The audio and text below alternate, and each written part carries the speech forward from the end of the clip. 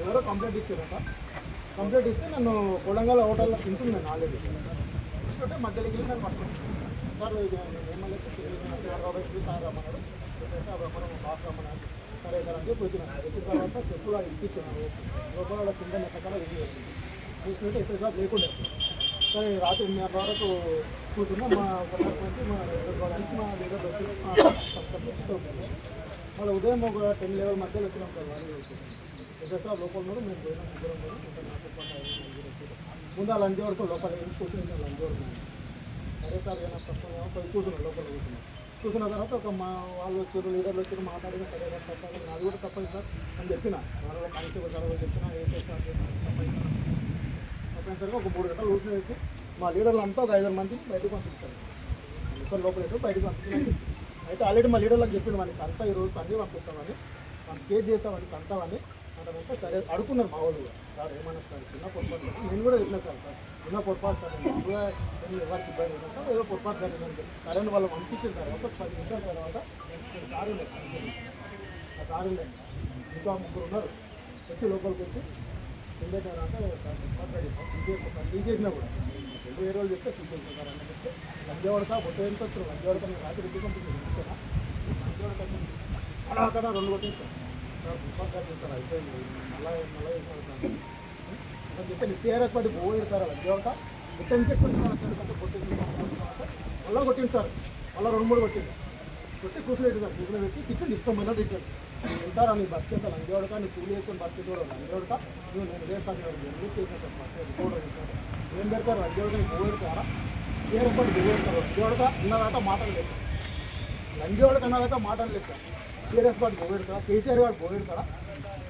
నాకు పైకి వెళ్ళి లీడర్లు ఫోన్ చేసారు సార్, లోపల ఏమని చెప్పి ఏం చేస్తాను లంజవాడక అంటే నేను చేస్తాను చిన్న పొరపాటు చేసిన సార్, నేను ఏం చేయలేస్తాను అంటే చెప్తే కొట్టిండు. మా ఒకసారి నేను కూడా తిట్టింది సార్, నేను ఎక్కడ నేను బస్ చేస్తారా ఇష్టం మీద మాట్లాడి కొట్టిండు సార్. బొట్టు పెట్టే ముందు బూట కాల్సిన తనని కొట్టింది సార్. వేస్తారు కానీ ఏమనలేదు సార్, ఎందుకంటే వాళ్ళకి ఏదో నాకు తెలియదు అంటే నేను తప్పని సార్. ఇంత నిర్లక్ష్యం సార్, ఎంత ఆయనకు అహంకారమా లేకపోతే నేను బొట్టు పెట్టినా కానీ నచ్చదా, లేకపోతే ఆయన బొట్టు పెట్టడానికి ద్వేషమా, లేకపోతే ఎందుకో నాకు తెలియదు సార్.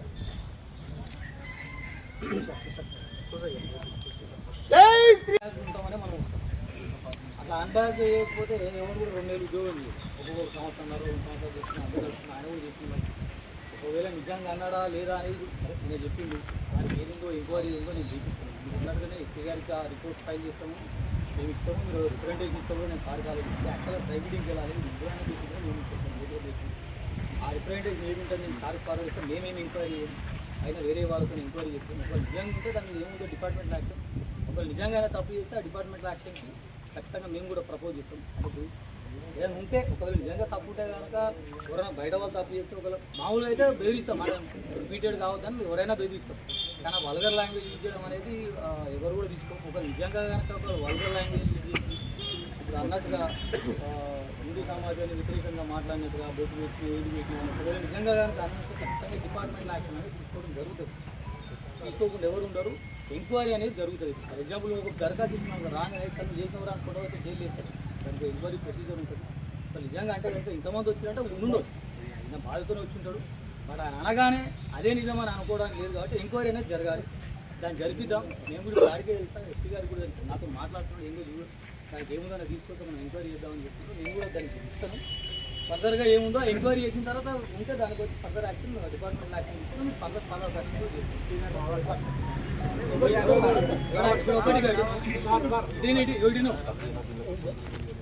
ఇంకోసారి ఒక చిన్న లాజిక్ మనం కూడా జర చదువుకున్నాము. ఒక నిమిషం సరే ఈయన తప్పు చేయలేడు, నేను కూడా ఒప్పుకుంటాను. పొద్దుగా లేచి ఇక కానిస్టేబుల్ పోయి మీరు చెప్తే బాగుంటారు వాళ్ళ అన్న దగ్గర అట్లా లాజిక్ ఉంది సార్. అట్లా ఏముంది అంటే లేదా అనేది అయితే నిజమా వాస్తవం అనేది అయితే మనం ఎగ్జామిన్ చేయాలి. అంతేగాని అన్నవనంగా తీసుకుపోయి తను చేసిన ఆయన వేయడం ఇప్పుడు మా సనాతన ధర్మం నేర్పిందే ఒక సిస్టమ్ సార్. ఇప్పుడు మీ పోలీస్ స్టేషన్ మీద వచ్చి అటెండ్ చేయలేము. మేము ఇక్కడ కూర్చొని నిరసన తెలుపుతున్నాం అంతే. నువ్వు అనలేడా అనే దానికి దానికి ఒక పెద్ద ఉదాహరణ ఉంటుంది సార్. మేము ఇది వరకే మాట్లాడాలనుకుంటున్నా. ఇంకోటి పాకిస్తాన్లో బొట్లు లేని వాళ్ళు అయిపోయినారు, బంగ్లాదేశ్లో బొట్లు లేని అయిపోయినారు. ప్రపంచం లోపల జరుగుతున్నదంతా మా మీదే జరుగుతున్నది. ఈ పత్రికలే కానీ మీడియాలే కానీ అటాక్ చేసే దూరంగా మా ధర్మాన్ని అటాక్ చేస్తున్నాయి. మా ధర్మం ఇంకెక్కడ మేము ఎక్కడైనా పోవాలన్నా మాకు ఏదైనా దేశం చూపెట్టండి, మేము వెళ్ళిపోతాం. ఇక్కడ నుంచి ఉండం. మేము బొట్లు గిట్లు లేకుండా మేము ఇట్లా బతకాలి, ఇంకేమైనా చేసుకొని కూడా బతకాలంటే కూడా వాళ్ళు కాదు. ఎక్కడెక్కడ ఏమేమి జరుగుతున్నాయి ఈ దేశంలోనే మాకు ఇది లేకుంటే మెజార్టీ దేశంలో ఇంకా వేరే దేశాల్లో ఎక్కడ ఉంటుందో చెప్పండి, మీరు చెప్పండి. ఆ దేశంలో ఉంది మాకు రక్షణ. ఒక అడవిలకు లేకబ్బా ఇక మా పిల్లలు పనిచేసే వాళ్ళు కూడా ఒక బండి మీద తీసుకుపోతున్నారంటే వాళ్ళు కొట్టబట్టి లవ్ చేయబట్టి ఇంత అన్యాయం జరుగుతుంది మా ఈ భారతదేశం లోపల హిందువులకు.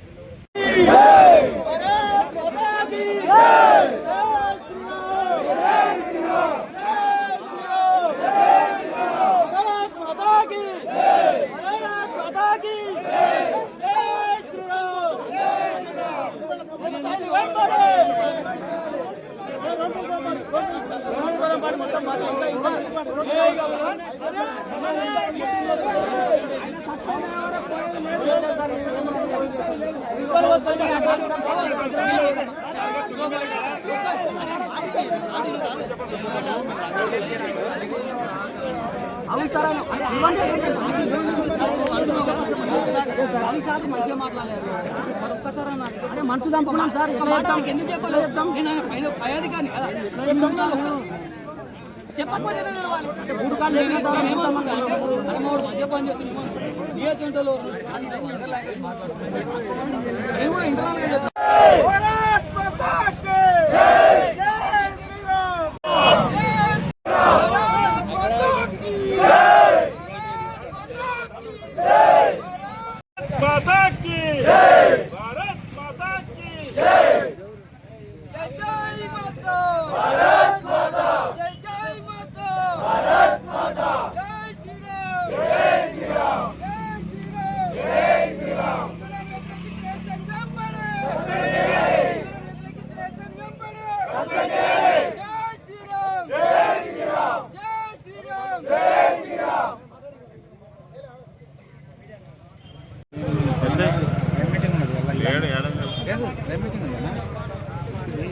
ఉంది కానీ ఫస్ట్ కలిసిపోయినట్టు కదా.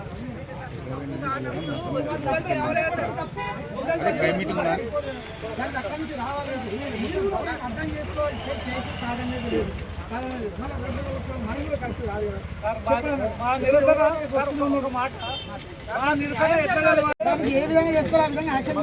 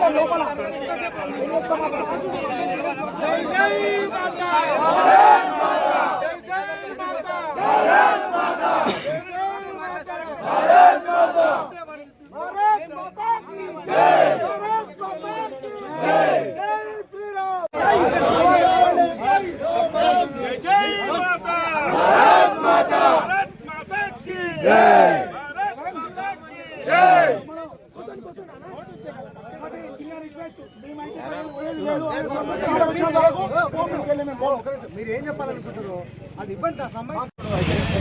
అంత అహంకారమా నీకు? హిందువులు అంటే చిన్న కనిపిస్తున్నారా? నీ రాజకీయ పలుకుబడిందా? నీకు అంత ఉంటే నీకు ఏదైనా చూపిస్తాను. రౌడీలను పట్టుకో, దొంగలను పట్టుకో, ఇంకా ఫ్యాక్షనిస్టులను పట్టుకో. ఏం చేశాను ఇప్పటివరకు ఒక పోలీసుల కేసులు వేస్తారు నాది, ఒక్క రీబార్లు వేస్తారు నాది.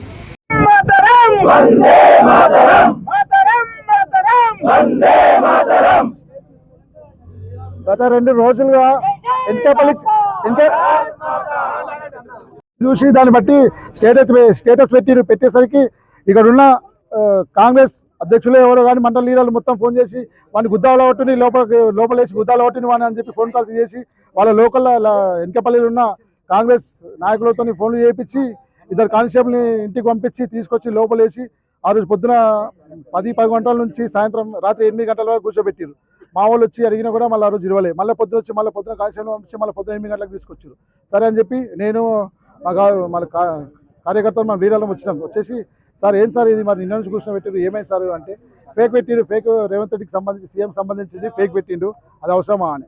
సరే సార్ అది పేపర్ కటింగ్ అనుకొని సోషల్ మీడియా గ్రూప్లలో వచ్చింది, పేపర్ కటింగ్ అనుకొని సార్ పెట్టేసినేమో సార్, దాన్ని మిస్టేక్ సార్, దాన్ని మరి ఇప్పుడు ఎట్లా సార్ అని కావాలనుకునే కాంగ్రెస్ నాయకులను పోయి కాంప్రమైజ్ కాపోన్నాడు. వాళ్ళని మేమేందుకు అడుగుతుంది సార్, మాకేం అవసరం ఉంది, 2 రోజుల నుంచి వచ్చి నువ్వు కూర్చోబెట్టుకున్నావు కదా, కేసు చేస్తే కేసు చేయండి, లేకపోతే రిమాండ్ పంపించండి, లేకపోతే స్టేషన్ బిల్ ఏమి ఇస్తారు ఇచ్చి పంపించండి సార్ అని.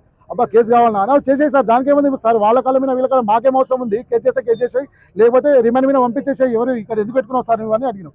అడిగేసరికి కాంటాక్ట్ ఎవరు ఇచ్చినా అని కూడా అడిగినాం సార్. అడిగితే ఒక ఆయన పేరు చెప్పిండు బాలరాజు అని చెప్పి, ఆయనకు వాళ్ళ ఊరోళ్ళు ఫోన్ చేసి కాంటాక్ట్ ఇచ్చినావు నువ్వు అని చెప్పి అంటే నేను వస్తున్నా అని చెప్పి అన్నాడు. సార్ నాకు బొమ్మస్పేట్కి లీడర్లు ఫోన్ చేసి జర భయపెట్టు అని చెప్పి నేను చెప్తే నేను కాంటాక్ట్ ఇచ్చినా అని చెప్పి నన్ను ఎందుకు బదనాం చేస్తున్నావు సార్, నేను వచ్చినా కదా ఆయన నిలిచిపెట్టు అని చెప్పి ఆయన చెప్పి అప్పటికి ఆయన సీరియస్గా కోపం వచ్చేసింది. రవిగౌడ్ మీరు వెళ్ళిపోవచ్చుగా, మీరు ఎందుకం అవసరం లేదు, మళ్ళీ ఇక్కడికి వస్తే కూడా మీకు ఇచ్చే మర్యాద కూడా ఇక తగ్గిపోతా చూడు అంటుంది. అరే ఏం చేసినాం సార్, పంపించమని ఆయనే చెప్పింది కాంటాక్ట్ ఇచ్చిన ఆయన అని చెప్పి. మేమంటే మేము పంపిస్తాం మీరు వెళ్ళిపోండి అన్నారు. హాఫ్ అన్ అవర్ వెయిట్ చేసి మళ్ళీ పోయినాం. అవసరం లేదు మీరు పోయిన తర్వాతనే పంపిస్తాను.